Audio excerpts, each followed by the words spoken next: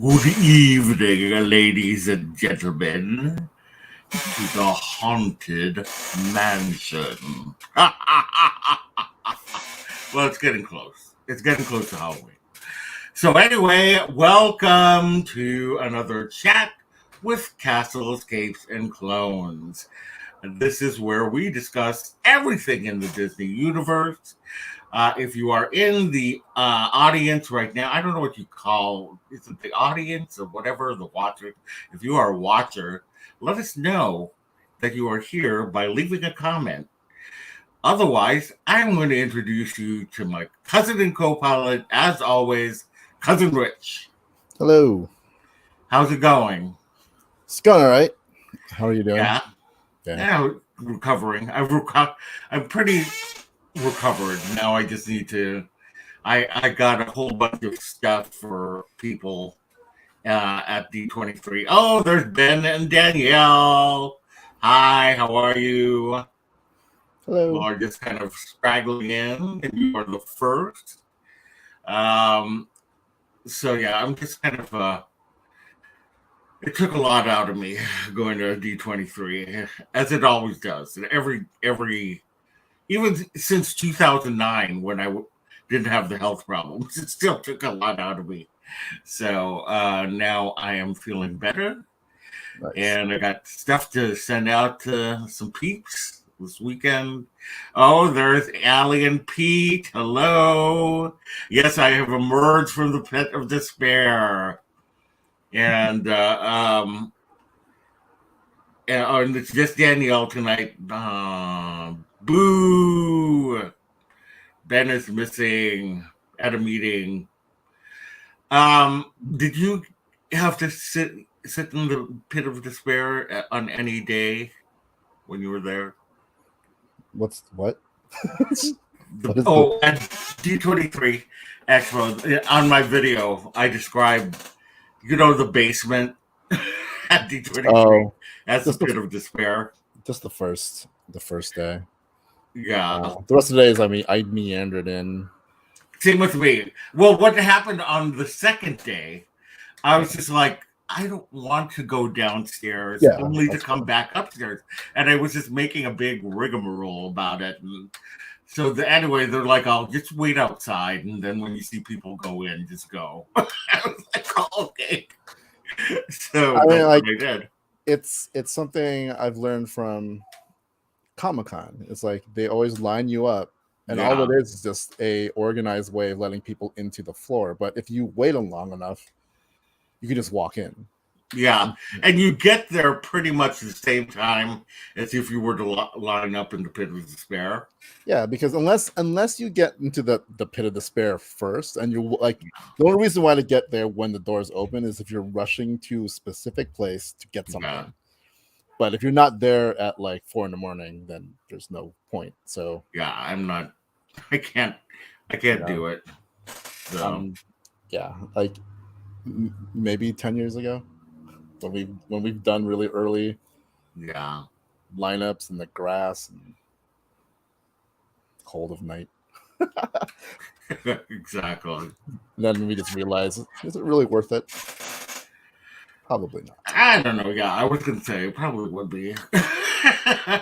Yeah, and like so the second day I just waited until after 9 to show up and then just walk in. That's what I did. I got there early and I walked in at 9 o'clock. So I got there early enough to there was no line for the archives, the big 100 step in time thing. I didn't get to do that. It's too much. It was always a big line. Yeah, it was disappointing this year because it was very sparse. In fact, I didn't know what I was looking at until I got halfway through the exhibit, and I'm like, "Oh, this is the archive." And I'm like, wow. Oh. Yeah, I know, because remember last time they had all these amazing costumes all over the place. Yeah, like they only had a few, although they did have a Tron thing. Yeah, and they did have Dick Tracy, which I was like super amazed by. Am I gone? Did I disappear? I look like it. on my end. You're very posy. Like it'll stop. Poop.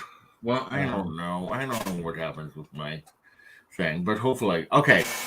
All right. Well, let's go ahead and get into the news. Unless did you have something that you wanted to bring up? Just that. Just at the third day we were there. Obviously, we had the incident to get into the panel. The almost incident. Oh yeah, the almost incident. With the I actually have never seen you get like angry like that. Like I've seen you get grumpy, but I've never seen you like actually raise your voice to somebody. And I was like, oh, whoa, look at Rich. Well, it's two things, right? One, like they were telling people who had reservations, that we would have to go to standby. And I was like, why? I have a reservation. These people do not. Like, I don't care if whatever. But two, it was also they displaced all the ADA people. So you and like an army of other people in like disability vehicles, right? And to tell us that they were we were there. First of all, they're like, well, you should have got here early. Like, no, we were here exactly at the time we were supposed to be. Yeah. And in fact, it took us longer because we had to go downstairs and no one told us to come back upstairs again. Yeah. So it wasn't our fault. Yeah. But you know, and usually I'm pretty even tempered, right? Because I understand that the convention staff is not the Disney staff. Yeah. However, what set me off was the other person who was in our same boat, who was upset, right? Understandably. Then, but the first reaction of the staff member was to get angry and threaten to kick him out. And I was like, yeah. This is where this guy, no, I don't even care. This is not the way. Like, I don't care if you know they're also upset, but you know, we did everything correctly, and you know, of course, you're gonna tell somebody who has a reservation. Now they have this get into the back of a line that was there since opening. Yeah, knowing that full well we're not going to get in. It's nuts. So nuts. Yeah, and then to tell me that we should have. That's the thing. To presume like, well, you should have got here early. We were here over an hour early, so you know, and I think I do think they kind of shoved us in because we were like in the back.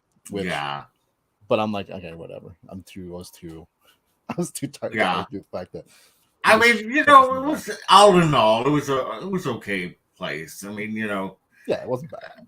Yeah, it wasn't that bad. So, it's my blonde Amazon. How's Hawaii? I wish I were there. All right, let's go ahead and get into the news. We don't have a lot today, so that's good because last time was a 2-hour show, and I always hate when we go over an hour and a half or an hour. I mean, it was all D23. Yeah, we had a lot of stuff to talk about, so it made sense. Yeah. All right. So anyway, there is some news with Hulu. So Bob Chapek said that he really wanted to have Disney Plus and Hulu merged, and which I agree with. Actually, it's one of the few things I agree with him. But he said that the integration of Hulu and Disney Plus has to wait because Comcast still has a financial stake in it. Disney owns the majority, but I think Comcast still has about 30%. I want to say it's like a Disney has 67%, and then math the other leftover is Comcast. Okay, so anyway, they when they made the deal with 20th Century, they said that they could get a discounted deal in 2024 to buy the rest of the stock. But there's word of a bidding war going to go on, and you know, Hulu or 20th Century is not Comcast. It's not really interested in letting go of it. They said that they would do it, but if they make more money, then they're going to try and do it, of course. Yeah. Basically, because streaming has, since the deal, streaming has become more prominent, they're kind of like, why? We'd rather just sell it for market value than at the discounted. Whereas Chapek is like, we can do this quicker. Comcast is like, we can wait. Yeah, which I think it's kind of crummy for them to do that, but I kind of, on a business standpoint, I get it, but at the same time, it's kind of crummy. Yeah, I will tell you, it is nice because I VPN into my Disney Plus, which means I have Star, right, which is what they have over in Europe, and basically it's Hulu, right? So I don't have to switch between the two, and Hulu still has advertisements, even though I pay the whatever for I pay for less advertisements, but I still get advertisements. So if I'm watching something on Hulu, I'll just VPN over into Europe and watch the same show on Star within Disney Plus without commercials. Nice. So when Hulu eventually, hopefully, combines with Disney Plus, it'll be the same, except Hulu has commercials and Disney Plus does not, unless you do that new cheaper Disney Plus with commercials. But I'm not going to do commercial. I hate commercials. So I would rather pay the extra. Like even on YouTube, I pay extra to not have to not have the ads. I just don't. I don't want to watch them. So that's basically it. So, so anyway, until Disney outright owns Hulu, we can't combine the two services. So that is the story behind that. All right. Over at Disneyland, we got some interesting news today that we will be getting Magic Bands. Magic Band Plus, right? Yeah. Now, we kind of knew that it was coming. So, and at first, I was totally resistant to it. But I have to say now, I'm kind of for it. It's only missing a feature that I would like it to have. But let's go over the features, what it does have, and then I'll tell you what I would like. So it's coming this fall, and I wonder when in the fall. Will it be there when I go down there for your birthday? Yeah, I don't know. Your birthday. I mean, if by then that's almost winter. So that's true. Technically, we're in fall. No, I think as of tomorrow we're in fall. Yeah, I think tomorrow, 21st. 21st. So who knows? Yeah, hopefully. I mean, so anyway, in addition to linking your Park Pass or Magic Key, because I hate using my phone to do it. I'd much rather just go pa-ting. Also, PhotoPass. That's another thing that I find irritating is trying to get the QR code. And then, so if I can just go ka-ching, that'll make me happy. Will interact with World of Color and Fantasmic. I'm assuming that it's going to turn like with the ears, the glow with the show ears or whatever it's called.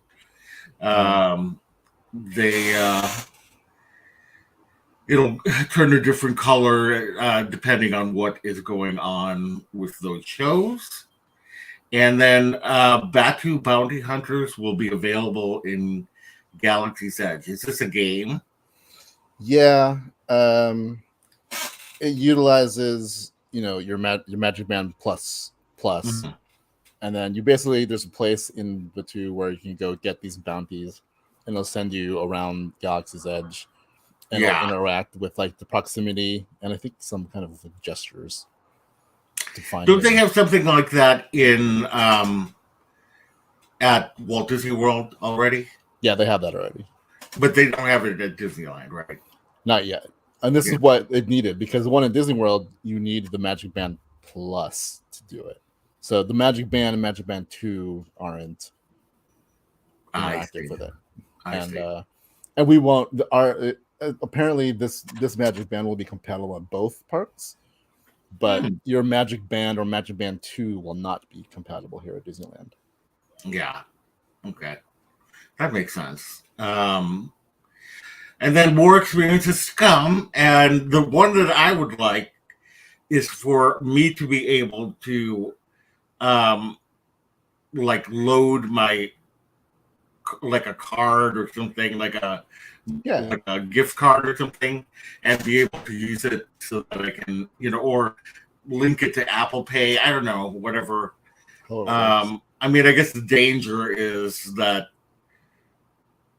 like especially for young people, if they lose their, thing, then somebody has the access to Apple Pay, I guess. I don't know. I mean, isn't that available at Walt Disney World already? That's what I was wondering. I'm assuming, yes. Is that the way it works for those?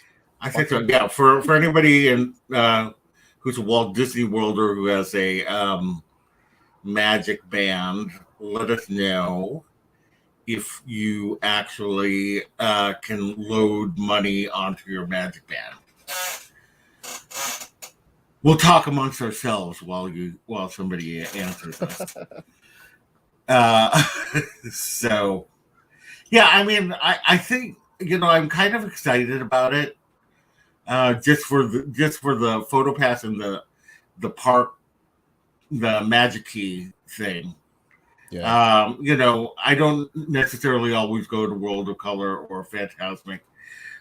You can charge to your room. I see. Okay. Gotcha. Yeah. That kind of makes sense. Yeah. I wish that we could just put a like a, you could scan a gift card and just say, okay, I want $100 on here, and then Right. Yeah. So that's my wish. That's my wish. Right on. And I'm pretty sure, like if you don't want to buy one of these, it's fine. But like I'm pretty sure if you have an Apple Watch, you can also do some of these things. Good. I don't have an Apple Watch. Yeah. I mean, I'm thinking about getting one, but it probably won't interact with the stuff the same way. But I think right. Well, maybe the Apple Watch acts more like a Magic Band 2. So I don't know. I know, we'll see. Which wouldn't work at Disneyland, so it wouldn't make any sense. All right. Yeah. So, any other things that you would like? No. The only thing is now we can participate in collecting Magic Bands. Yay! Is it? No, it's just one more thing. I know. Yeah, it's true. At least it's not Munchlings. I refuse to collect Munchlings. All right. It's a Small World at Walt Disney World. Not Walt Disney World. At Disneyland is going to close from October 24th to November 10th. So to become It's a Small World holiday. And if you have not been on it, it's magical. They have the nighttime lights like you're seeing on the screen right now. And, they have a whole new rendition of the song that includes, it's a Small World with Jingle Bells.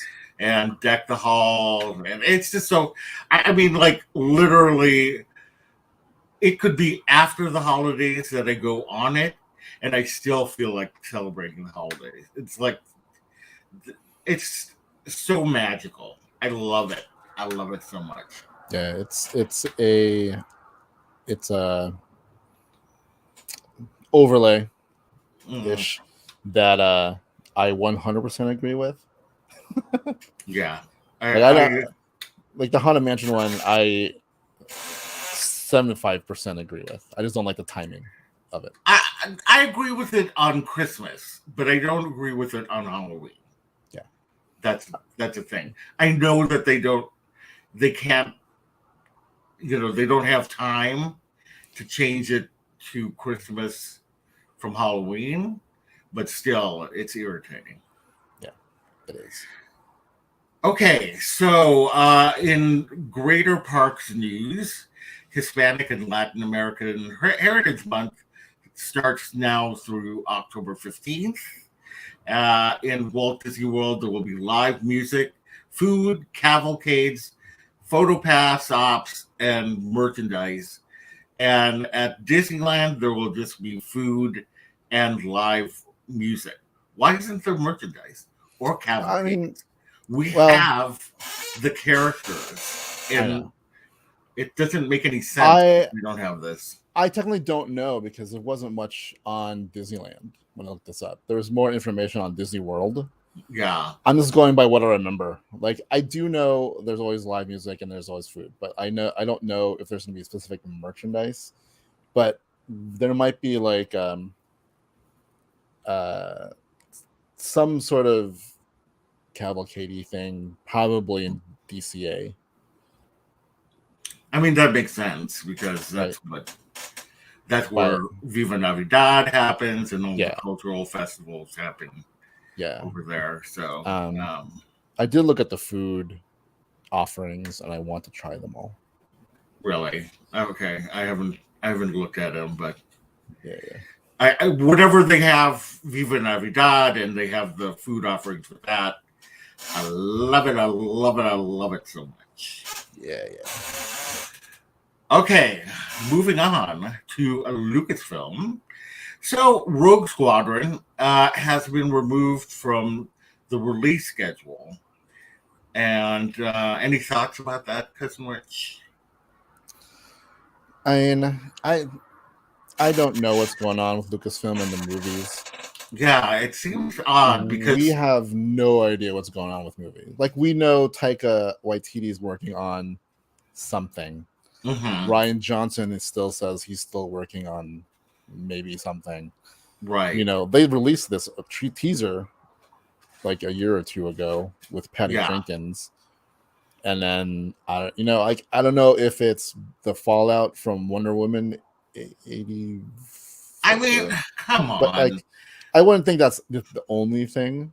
Yeah. But it could be just like Lucasfilm has shifted focus to Disney Plus instead of movies. But that's what I'm thinking. But you look at Marvel, and they can do both really well. Yeah. Yeah. I mean, because I was going to say, Patty Jenkins. I mean, first of all, Wonder Woman 2 was not so horrible that I would never, I mean, it was not great, but it was not super horrible. A lot of people complain about Chloe Zhao and the Eternals, but she just signed a Searchlight television deal, which is under Disney as well. So it doesn't make any sense. My Meg is here. Hello. Woohoo! Okay, we're going to start over so that we can accommodate Meg. Just kidding. Kidding. I don't know if maybe Patty Jenkins is now has other stuff being worked on, or maybe Top Gun Maverick kind of changed their outlook on a kind of it's like this movie was supposed to be something like Top Gun in space, right? So I don't know if it's being just reworked or what. So I don't know. There's one thing about Lucasfilm where I'm just like, I don't know what they're doing with the movies. Yeah, this is what I'm thinking, is that they got so much hate over the sequel trilogy, and they're still living off of the hate of the prequel trilogy, that I think that they're just kind of staying in a lane that is comfortable to them right now, which is the television. Like Marvel hasn't received that kind of hate. Eternals, a lot of people didn't like it, but it didn't also It wasn't make like people the hate. death knell of Yeah, it Marvel. wasn't like, Everyone's like, oh, this is it. Marvel's dead. yeah. I mean, everybody always says something like that. There's always somebody that says, "Oh, this is it for Marvel," and then it never, proves Yeah. to be But the thing. I mean, I just think Luke, like the Star Wars franchise, just needs to, I don't know, if maybe trust some of its creators or something, but like even like the reception of Obi-Wan Kenobi and Book of Boba Fett seemed to be very like Book of Boba Fett seems to have been like the like, hey, it's all right. Mm-hmm. Same thing with Obi-Wan. Like some people hate it for weird reasons, but like some people are just like, with Andor coming out literally in a couple hours. Yeah, I was gonna say, like, it's coming out. And then from early looks, it seems to be like a different kind of story that's being told. Mm-hmm. So we'll see how that works. But it's one of the things that bugs me about Andor and what people are saying. It's like, oh, this is a very adult Star Wars. I'm like, okay, but let's not all of a sudden gravitate towards adult Star Wars, because that becomes the DC movie universe. Yeah, that's what I don't want. It doesn't, but it doesn't. See, the thing is, it doesn't have to be one thing or another. Yeah. I mean, it's like Marvel. Marvel's got shows that appeal to some people and not to others. Some that are for younger audiences, and some that are for older audiences. And that's the thing that, like, with DC fans and with Star Wars fans, they all want it to be adult. And I don't understand because they're why adult. you want all one of the same thing. Because kids don't have YouTube channels that have reaction videos, I guess. And so it's always people like us who have these YouTube channels that react to things, and they want things to be the way they were when they loved Star Wars, but they forget that they were probably kids. Yeah. And I've talked about before, like I revisited stuff I remember loving as a kid and watching it now going like, why did I like this? It seems so childish. But as a kid, you have a different mindset. I just hope that the lessons that Lucasfilm learns from all of its stuff is not that everything needs to be an adult thing. Not everything needs to be Batman Dark. Yeah. There's room for everything.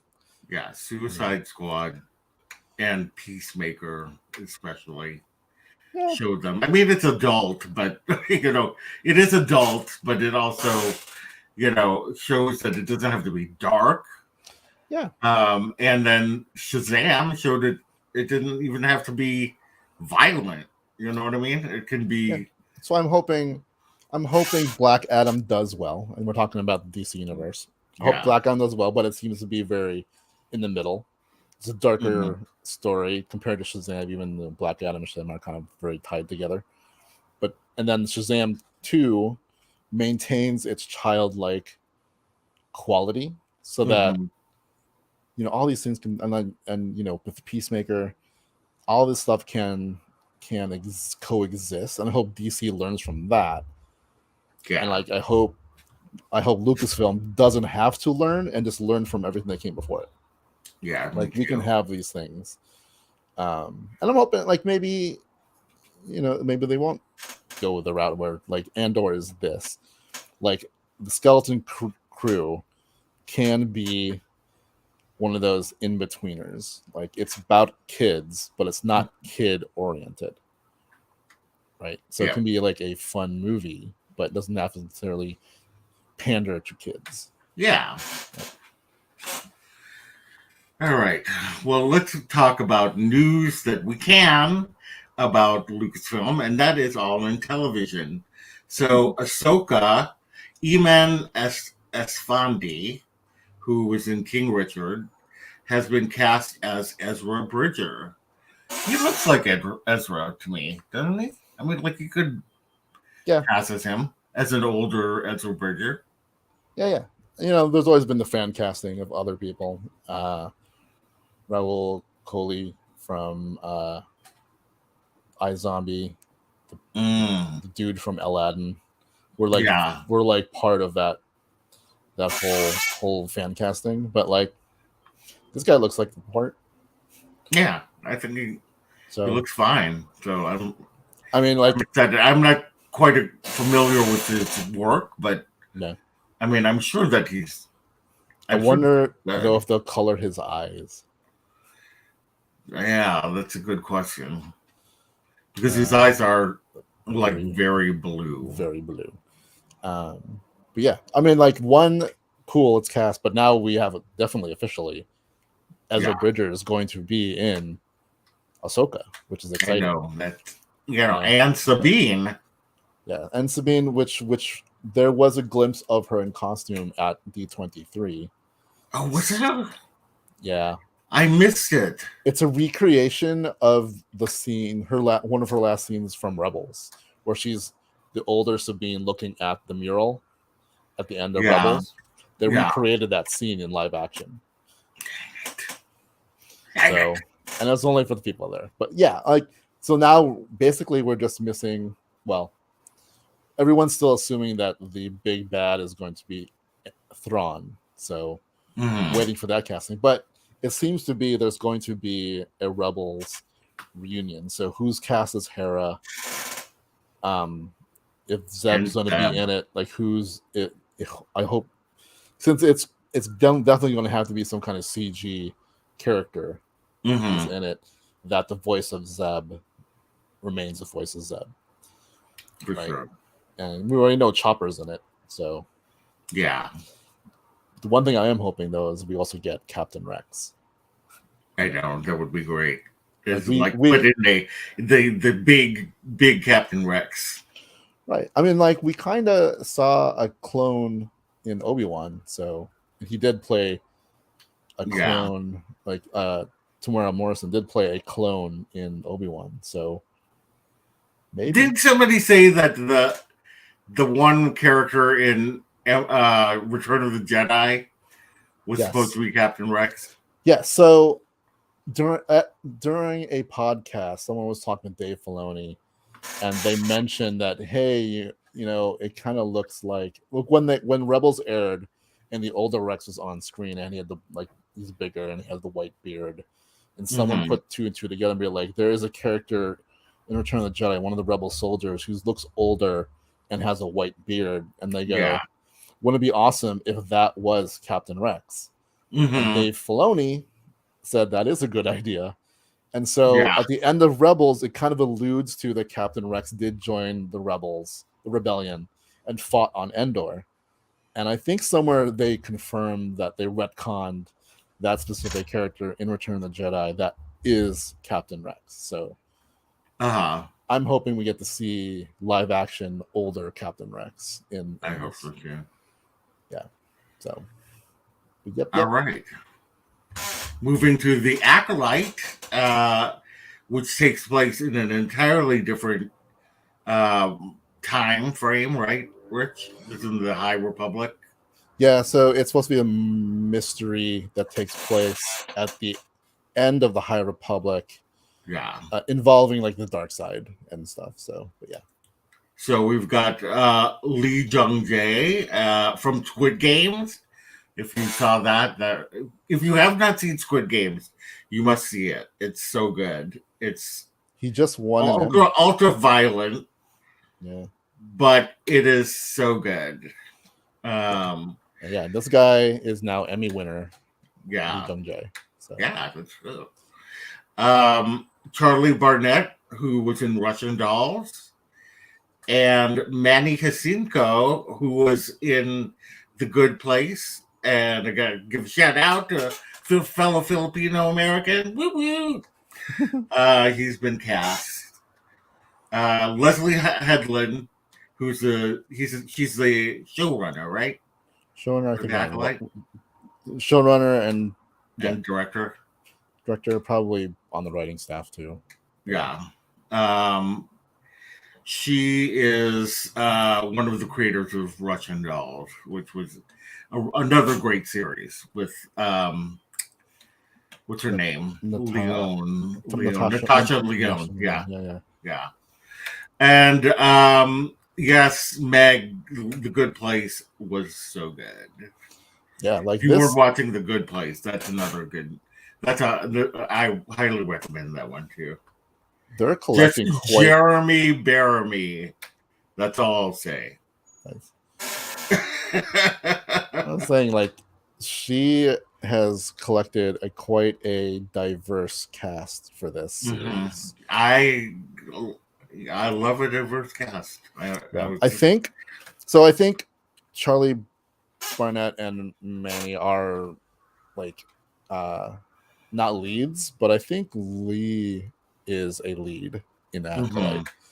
But yeah, this show should dive into the dark side, which means whereas Andor is more about the soldiers and like just the espionage and the intrigue of the rebellion.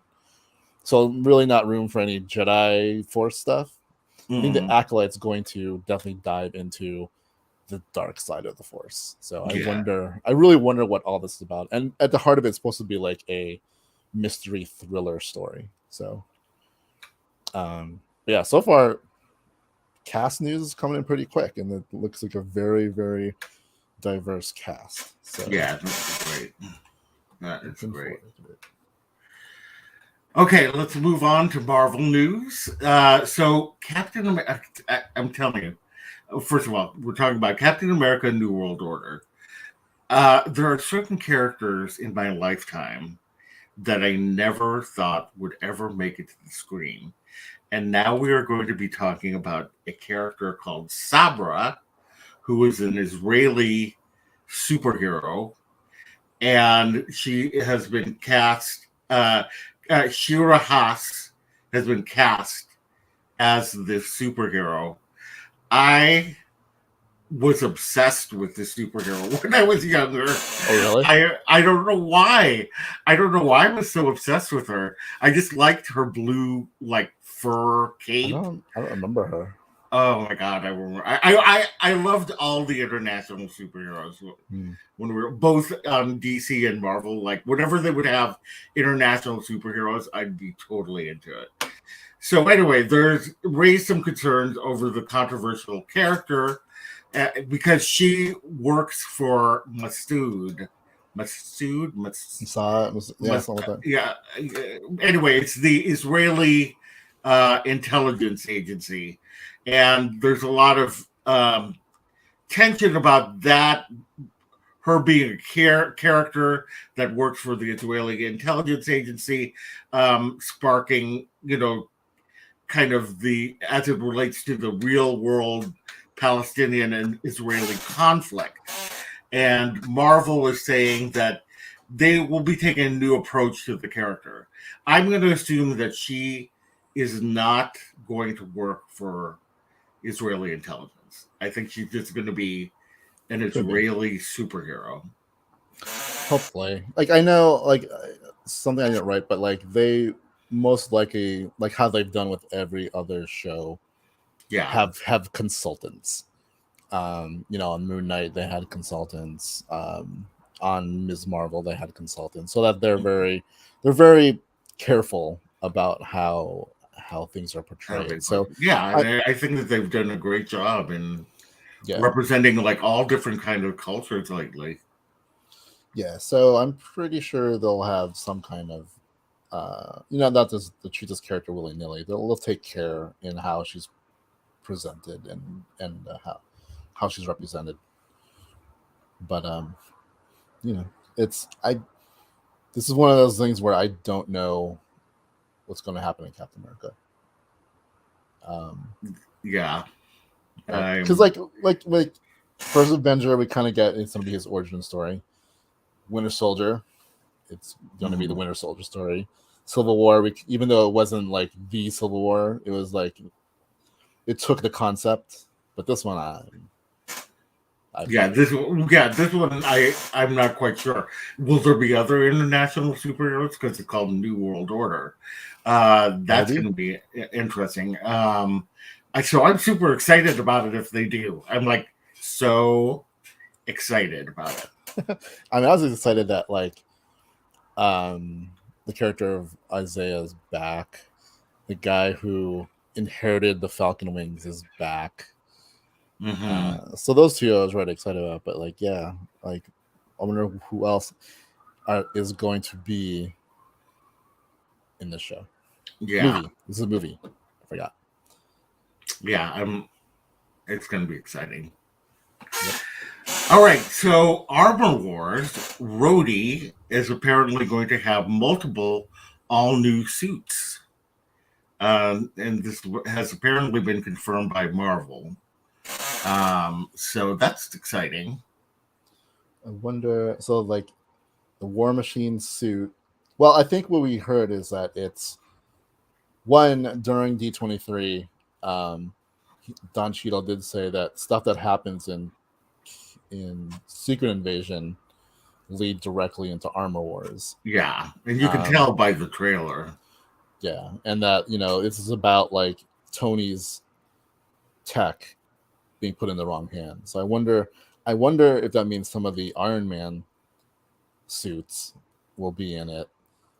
I mean, like obviously War Machine was an Iron Man suit, but like I wonder if we're going to see specifically Iron Man, like the red and gold suits. Right. With this War Machine, but didn't they have like the Patriot looking one suit? Which one? Like the Patriot looking suit in that was in three. No, was it three? Three. Well, they kidnapped the president, I think. Yeah. That's one. The extremist one. Yeah, that was. Mm-hmm. But I'm still hoping that Hammer is involved and we get Sam Rockwell back into and have some of his tech. That would be interesting.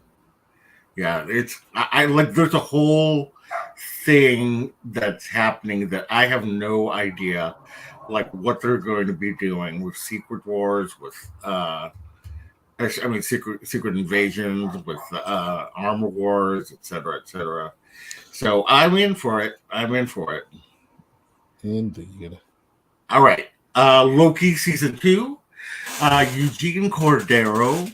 Again, let's hear it for the Filipinos. Has been promoted to series regular. Awesome. Woo-woo! I loved his character. Yeah, he was hilarious. He was hilarious on that. And he's got a drawer full of Infinity Stones. Meg loves Loki. And she has a Loki. She does a Loki cosplay, and it's awesome. Yeah, it's awesome. Nice. So, yeah, definitely check it out. Yeah, this is one of the, like, from stuff I watched from D23. Mm-hmm. Like, I don't know if Jonathan Majors is, like, a major part of Loki season 2.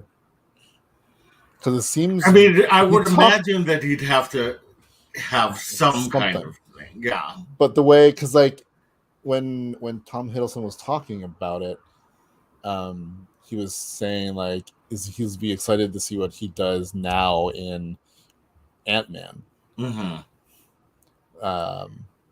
So it's like, wait, does that mean he's not in Loki season 2? Or is it one of those? Well, or he could be...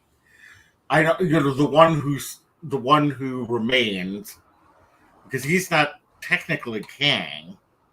There's a Kang, who's one of his variants. Maybe he survives, and that's who's. I don't know. All I know is that they definitely had a statue of presumably Kang. So we all assume that he would be in Loki season 2. Yeah. But who knows? Like, Eugene Cordero's Kang. Yeah. Who was the other one? They just recently... Oh, it was Short Round. Short Round. Key... That's right. It's going to be... I feel so bad. I'll always forget his name. Yeah. I can never remember his name, and I feel so bad. Because he's obviously a gifted actor, and deserves to have a name. So I'm going to work on committing that to memory, so I don't keep calling him Short Round. All right, final thing. We will be less than an hour today. 20th century, excuse me, not 20th century, Hulu and Hulu news. Hellraiser, Hulu. Exactly. Hulu released a scary trailer for Hellraiser. Who remembers that from, when was that, the 80s? Oh, it definitely was the 80s. Yeah, like it looks so 80s to me. But yeah, apparently a woman opens up a box that is supposed to call a sadistic cult called the Sebenites. And that's who these people are with the needles in their heads. And it looks scary, the trailer. I remember watching it when I was younger, but I can't remember what it was about. Yeah, I don't remember. Well, I mean, I'm not really big on scary movies, so I didn't watch it. I know I didn't watch it, but Pinhead is such one of those iconic kind of scary movie characters, like yeah, Jason, Freddy, Michael Myers, and Pinhead. Mm-hmm. Yeah. Meg, do you love Hellraiser? Do you love it? I'm curious. Let us know in the comments. Seems like she is. I remember liking it when I was younger because I was big into that, like Friday the 13th, Halloween, Nightmare Before Christmas. I mean, not Nightmare. Yeah, the classic horror. The classic horror, classic slasher tale. What was it called? Nightmare on Elm Street. Yeah. I was big into those, and but Hellraiser was one that I remember watching, but I wasn't totally into it all the way. So it came out in '87. That's why I was thinking it could have come out in the '90s, because by that time I had graduated high school, and yeah. Danielle, do you like scary movies? Because it's pretty scary. I can't wait to watch it, actually. I'm going to watch it. It comes out in October. I think October 7th. Yeah. So not that far. We watched it as a kid a few times. It involved puzzle box. Yeah, which it does. It summons the Sebenites. Yeah, there's a trailer out, so check it out. And they definitely feature that puzzle box in the trailer. Mm-hmm. I mean, I probably won't watch it because it's not my thing. You don't like the scary thing, which is weird. So, like, a weird thing about my family, like my immediate family. I mean, obviously, Loren is my cousin, but like, yeah, because you lived in California, so like, most Christmases, the holidays, it was like me and some of our other cousins. For whatever reason, on Christmas, we would watch Poltergeist and Children of the Corn.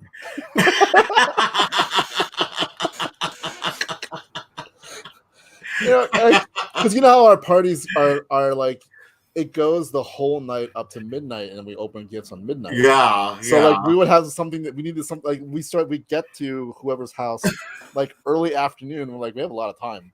So we just watch movies, and I think one year it wasn't before streaming stuff, so it was just whatever we had on tape. Yeah. So I was like, let's watch Poltergeist. So I remember like Poltergeist 1 and not 2, but 3, which is the one that took place in a high rise. Is that 3? 3 did. So those 2 and like Children of the Corn 4. Uh-huh. And then we celebrated the birth of Jesus. Yeah. I feel the same way, Meg. I like horror movies. Like, I like movies that are like mostly supernatural and of that kind of variety, or vampire films. Like, they can have blood in it, like vampire films, but I just don't like. I hate Saw movies. Like I used to love it when I was younger with the Friday the 13th and all that. Like just kind of like this. Even then, it kind of had a supernatural component to it, but I can't watch it now. Like it's too much for me now. But I do like a good scary film. Like I do like a good scary film. So anyway, all right.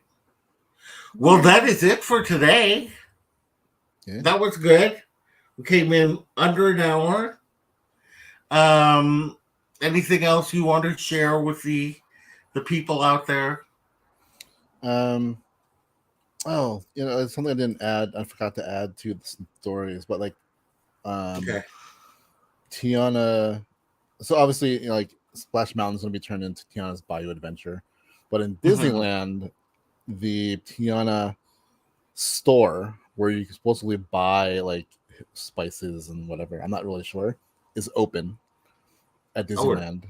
It opened, I think, today. It's in New Orleans Square. It's where that jewelry shop was, I think. Oh, not the Rivets Brothers place, the glass one, I don't know. I think maybe. I'm or not sure. the perfumery. One of those two. I'm pretty sure. Okay, I don't think it's the Rivets Brothers. That's like been there forever. Well, but yeah. Oh, okay. So that's interesting. I gotta go check that out next time I'm there. It was sad because I was barely at Disneyland when I went. And a lot of times I'm barely at Disneyland because there's so much going on at California Adventure that it's very crazy. Did anybody see the movie Us? I never want to go to Santa Cruz again because of Us. Because they're talking about things that scared them because they watched the movie about it. So anyway, okay. So you were talking about Tiana's spice shop. Can't wait for that. It's called Eudora's Chic Boutique. Oh, named it after her mama. Yeah, Mama Oprah. Yeah, I'm trying to see if it tells you where, if it replaced something, but I mean, I don't know where else it would be unless they did not replace something. Just built a whole new thing and it's open now.